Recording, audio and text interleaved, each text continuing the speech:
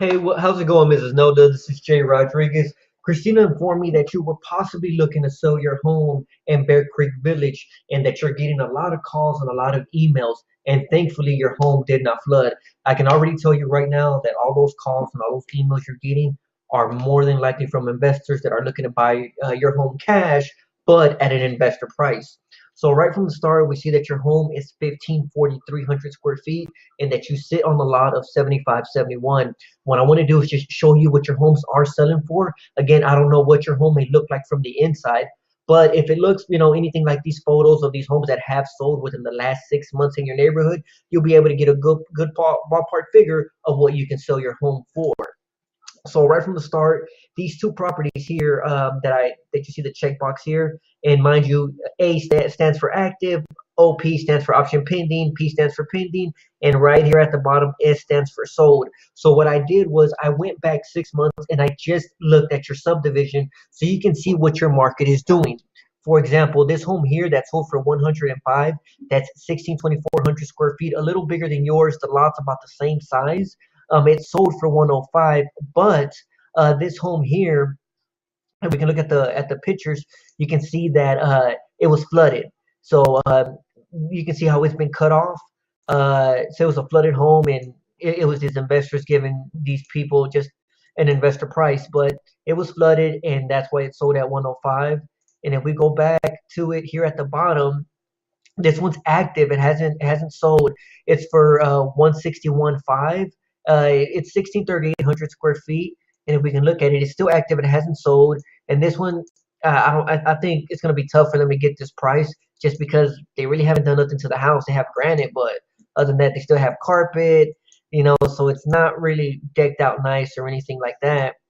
And if we can just go to the properties that have sold. And what's cool about your market is that it moves pretty fast, with the exception of this last one that took a little bit of time to move for 58 days. But other than that, everything moves like under 30 days. But here, if we look at Whispering Falls Lane, this one sold for 155. It's 1609 square feet. I wasn't able to find any homes that were exactly the square footage of your home, but this is close, so it will work. Here we look at it. The home was, kind of fixed up, same windows. It has a nice wooden floors on the inside. It has that open concept. I don't know what your home may look like from the inside. The kitchen is nice. They have the same cabinets. All they did was change the granite out and put backsplash. So nothing too crazy, as you can see.